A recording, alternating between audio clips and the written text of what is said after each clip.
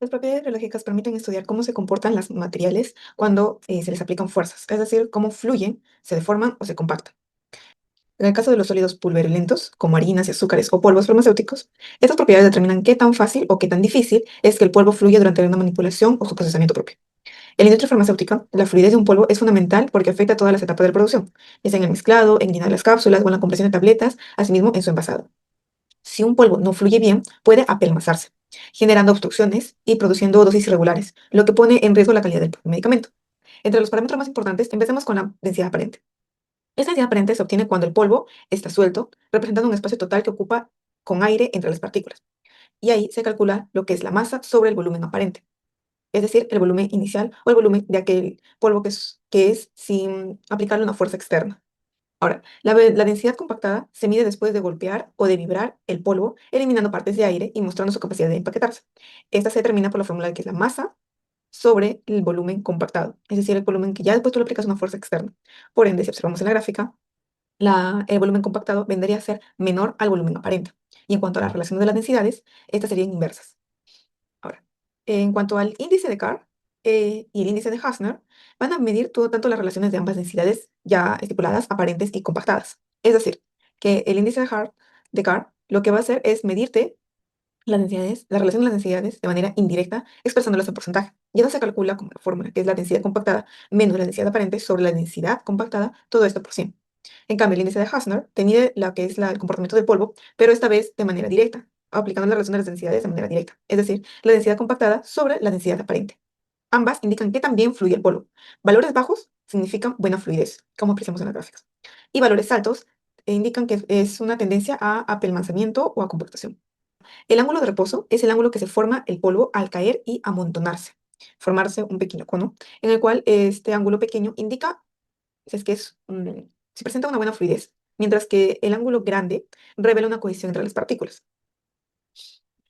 Este ángulo de reposo se determina por el arco tangente de lo que vendría a ser la altura que se forma entre ese, vamos a decir, denominarlo una montañita, ¿ya? Entre la altura de esa montañita que presenta sobre el radio de lo que vendría a ser el diámetro de lo que es el área en la base, por así decirlo, ¿no?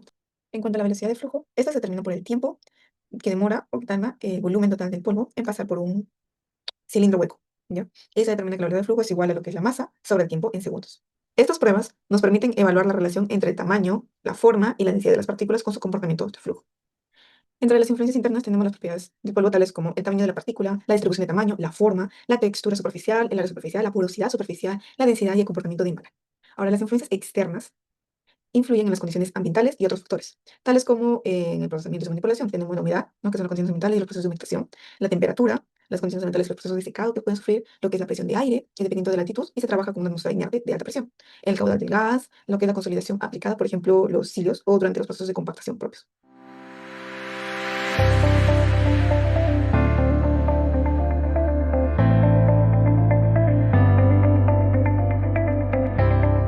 Para esta práctica hemos usado 50 gramos tanto de las muestras de sémola como el azúcar blanca, ya que sería base para los siguientes cálculos. Para la determinación de densidades, con las muestras previamente pesadas, les hemos puesto una probeta para calcular el espacio que ocupa, y así calcular la densidad aparente según formas. Luego, a estas probetas se las ha compactado con 50 golpes cada una para determinar su densidad compactada, mediante el nuevo volumen que ocupan. Para determinación del velocidad de flujo, hemos instalado un embudo al soporte y hemos colocado una varilla de vidrio en el orificio de entrada. Posteriormente a ello, se ha colocado 50 gramos de muestra y jalamos hacia arriba la varilla de vidrio. Al mismo tiempo, iniciamos el cronómetro hasta que deje de fluir la muestra por el embudo. Este proceso se hace por 3 veces y los tiempos obtenidos se hace un promedio.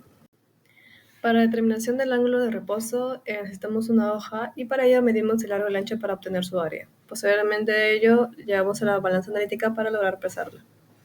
Una vez obtenidos los datos de la hoja ya medida y pesada, dejamos caer la muestra por el embudo sobre esta hoja. Una vez obtenidos los datos, al caer la muestra, esta va a formar un montículo en forma de cono, la cual vamos a medir su altura y a su vez vamos a delimitar el borde del montículo formado. Una vez delimitada el borde del montículo, procedemos a recortarla y llevarla a la balanza analítica para obtener su peso. Para esto, datos obtenidos, se procederá a cálculos para hallar su radio y su ángulo de reposo. Y por último, para determinar el tamaño de la partícula, se ha colocado la muestra tanto de sémola como azúcar blanca en un tamizador. En los resultados podemos observar que en la primera tabla se observa que el azúcar blanca presentó una densidad aparente de 0,862 gramos por mililitro y una densidad compactada de 0,944 gramos por mililitro, mientras que la sémola mostró una densidad aparente de 0,699 gramos por mililitro y una densidad compactada de 0,800 gramos por mililitro. Al comparar ambos resultados, se observa que el azúcar blanca posee mayores densidades tanto en estado suelto como en compactado. Esto significa que el azúcar tiene menor cantidad de espacios vacíos entre partículas y un empaquetamiento más eficiente. Por el contrario, la sémola presenta una estructura más aireada y menos compacta, lo que indica mayor irregularidad en el tamaño o forma de sus partículas. Estas diferencias influyen directamente en la capacidad de flujo. Las partículas más densas y irregulares tienden a fluir mejor. Por otro lado, en la segunda tabla sobre los índices de fluidez, el índice de Carr y el índice de Haussner permiten evaluar la fluidez y cohesión interna de los polvos. Para el azúcar blanca, el índice de Carr fue de 8,69% y el índice de Haussner de 1,10%, mientras que para la sémola, el índice de Carr fue de 12,5% y el índice de Gauss-Ner de 1,14. Estos resultados muestran que el azúcar presenta menor cohesión y mejor fluidez, ya que sus valores se encuentran dentro del rango considerando excelente. La sémola, en cambio, posee valores ligeramente superiores, lo que refleja una fluidez buena, pero no óptima, con una leve tendencia a apelmazamiento. En términos prácticos, eso significa que el azúcar se comporta como un polvo más suelto y estable, mientras que la sémola requiere mayor vibración o movimiento para fluir correctamente. En cuanto a la velocidad de flujo, la azúcar blanca registró un valor de 7,669 gramos por segundo, mientras que la sémola obtuvo un resultado de 6,620 gramos por segundo. Esto demuestra que el azúcar fluye más rápidamente a través del embudo, lo que confirma su menor cohesión interna y su mejor capacidad de desplazamiento. La sémola, al tener partículas de forma más irregular y superficie más rugosa, ofrece mayor resistencia al movimiento, disminuyendo así su velocidad de flujo. Este resultado está en concordancia con las diferencias observadas en las densidades e índices de fluidez. Ahora, respecto al ángulo de reposo, este es un parámetro que refleja la fluidez del polvo según la inclinación del montículo formado al verterlo. La azúcar blanca presentó un ángulo de 21,43 grados, mientras que la sémola alcanzó 30,08 grados. Al comparar ambos valores, se observa que la azúcar blanca forma un cono más plano, lo que significa menor fricción entre partículas y mayor capacidad de flujo. Por el contrario, la sémola genera un montículo más inclinado, indicando mayor cohesión y fricción interna. Este comportamiento está directamente relacionado con las propiedades físicas del material, como el tamaño de partícula, forma y textura superficial. Por último, el análisis granulométrico o portamizado mostró diferencias notables entre las dos muestras. En el azúcar blanca, la mayor proporción de partículas se concentró en el tamiz de 0,3 milímetros, con presencia moderada en 0,75 milímetros y mínima en 2 milímetros. Esto refleja una distribución de tamaño uniforme con predominio de partículas medianas y regulares. En cambio, la sémola mostró material tanto en 0 milímetros como en 0,3 milímetros, lo que indica una mezcla más heterogénea de tamaños, con presencia de partículas finas y gruesas. Esta variabilidad influye en las propiedades rheológicas, ya que una distribución desigual genera mayor fricción y cohesión, reduciendo así la fluidez general del polvo. En resumen, el azúcar blanca presenta una granulometría más homogénea, mientras que la sémola evidencia una mayor dispersión de tamaños. Bien, continuando con la discusión, tenemos que en la caracterización reológica de los sólidos que hemos visto, la azúcar blanca presenta una densidad aparente de 0,862 gramos por mililitro y una densidad compacta de 0,944 gramos por mililitro, mientras que la sémola viene a presentar valores inferiores a estos mismos. Esta diferencia va a reflejar lo que es que el azúcar posee partículas mucho más regulares y con menor rugosidad superficial, lo que va a facilitar el empaquetamiento a la hora de compactarse, con una menor fricción interparticular. En cambio, la sémola, al tener partículas mucho más grandes y con una morfología más irregular, retiene más el aire entre estas mismas y va a presentar una estructura mucho más porosa y va a disminuir la densidad total y su capacidad de compactación. Bien, asimismo podemos decir que los valores altos en lo que respecta a la densidad aparente y compacta se va a asociar a un buen comportamiento en procesos de llenado, mezclado o compresión directa. En contraste, a valores inferiores, como en el caso de la sémola, se pueden asociar o pueden generar problemas de lo que es fluidez y variabilidad de peso en formulaciones sólidas. Asimismo, otro punto importante a tocar es lo que es la velocidad de flujo. En este caso, la azúcar blanca tuvo valores más altos a comparación de la sémola. Esto demuestra que el azúcar blanca presenta una mejor fluidez y esto es producto de su distribución del tamaño homogénea de sus partículas con su baja cohesión, lo que va a permitir un movimiento mucho más uniforme de estas mismas.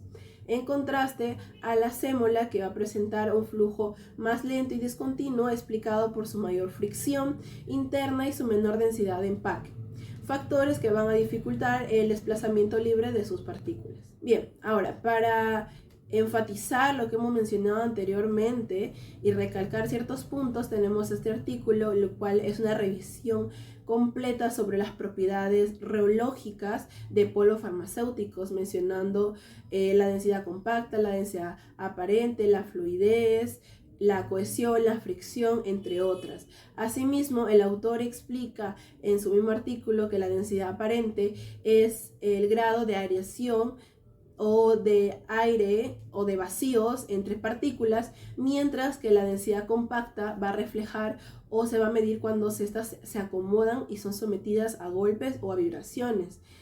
Asimismo, la diferencia entre estas dos densidades se puede calcular a través de lo que es el índice de Carr o el factor de Hausner, los cuales van a predecir el comportamiento de flujo. Asimismo, se enfatiza lo que es la importancia de poder medir la velocidad de flujo, ya que este parámetro permite resumir valores importantes, entre los cuales está la forma, el tamaño de partícula y saber si estos determinados polvos pueden dosificarse o pueden comprimirse sin algún problema.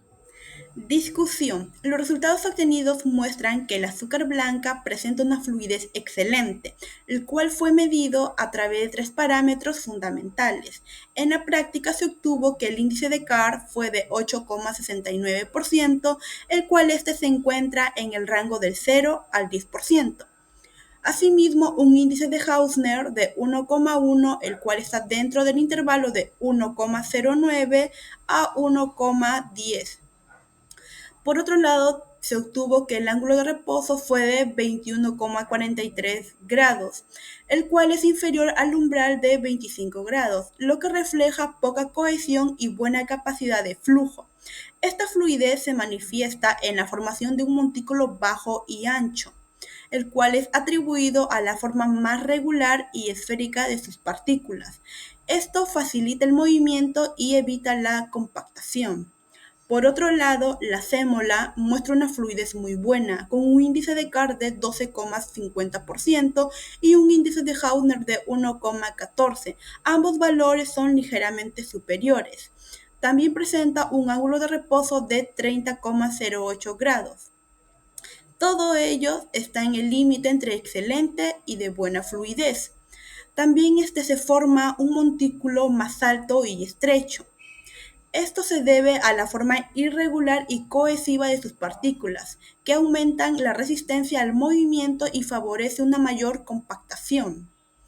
Estos resultados son consistentes con las diversas investigaciones, donde se reporta que los azúcares refinados presentan valores menores en parámetros de comprensibilidad estática y ángulos de reposo más bajos, indicando mayor fluidez, mientras que los polvos granulares como la sémola muestran una mayor sensibilidad a la humedad y presentan ángulos de reposo ligeramente superiores.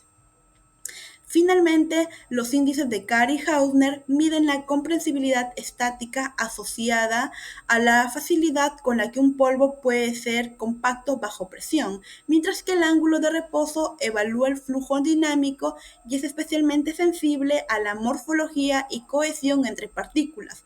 Por tanto, la forma y el tamaño de las partículas son determinantes claves que explican estas diferencias en la fluidez, con implicaciones importantes para el manejo, almacenamiento y procesamiento de estos materiales en la industria alimentaria y farmacéutica, donde una buena fluidez garantiza un flujo constante, evita la formación de puentes en los hilos y asegura una dosificación uniforme.